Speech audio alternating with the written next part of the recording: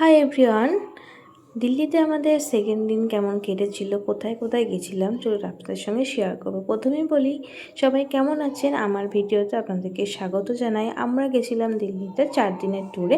তো আমরা মোট 6 জনায় গেছিলাম, আর কেউ যায়নি। তো সেকেন্ড দিন আমরা হচ্ছে যে বিড়লা কালীবাড়ি আর বিড়লা মন্দির, ইন্দিরা গান্ধী মেমোরিয়াল আর কি কুতুব মিনার দেখেছিলাম, কারণ একদিনে সব কিছু ঘুরে দেখা বাচ্চা নিয়ে মোটেই সম্ভব ছিল না আমাদের পক্ষে, তাই আমরা হাতে সময় নিয়ে গেছিলাম।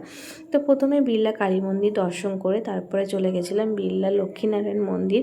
আর লক্ষ্মীনারায়ণ মন্দিরের পাশেই ছিল একটা এরকম পার্ক পিছনে। আমরা তো প্রথমে দেখিনি, তারপর অনেক মানুষকে যেতে দেখে তারপরে বুঝলাম যে পিছনে একটা পার্ক টাইপ আছে। তো আমরা তারপরে ওখানে গিয়ে কিছুক্ষণ সময় কাটালাম, আর জায়গাটা কিন্তু খুব সুন্দর ছিল। তারপরে রাস্তা যেতে যেতে দেখলাম রাষ্ট্রপতি ভবন, তো সেখানে তো ঢোকার কোনো অ্যালাউ ছিল না।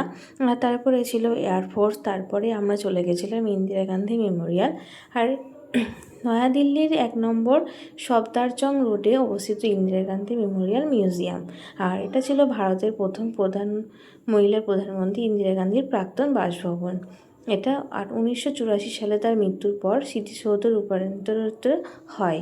এই জাদুঘর তার ব্যক্তিগত পোশাক, নথিপত্র, বিরল আলোকচিত্র এবং তার জীবনের শেষ মুহূর্তের নিদর্শন সংরক্ষিত আছে, যা তার রাজনৈতিক ও ব্যক্তিগত জীবনের ইতিহাস তুলে ধরেছে।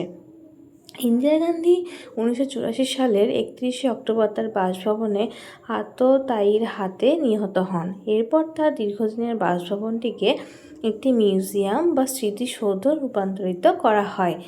The Indira Gandhi Memorial trust যা পরিচালনা করে।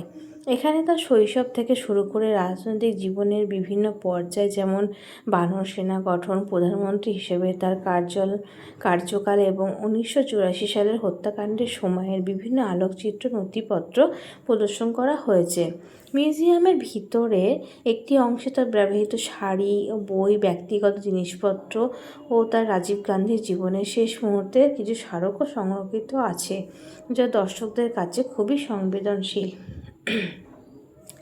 আর এই মিউজিয়ামটি সোমবার বন্ধ থাকে এবং সপ্তাহের অন্যান্য দিন সকাল 9:30 থেকে 5টা পর্যন্ত খোলা থাকে। এই মেমোরিয়ালটি কেবল তার বাড়ি নয়, বরং ভারতের আধুনিক ইতিহাসের একটি অবিচ্ছেদ্য অংশ হিসেবে পরিচিত। এখানে অনেক কিছু জিনিসই রয়েছে তার ব্যবহার করা। তো তারপরে ইন্দিরা গান্ধী মেমোরিয়াল ঘুরে আমরা চলে গেছিলাম কুতুব মিনার। গান্ধী মেমোরিয়ালের আরও কিছু দৃশ্য আপনাদের সঙ্গে চলুন ঘুরে শেয়ার করি।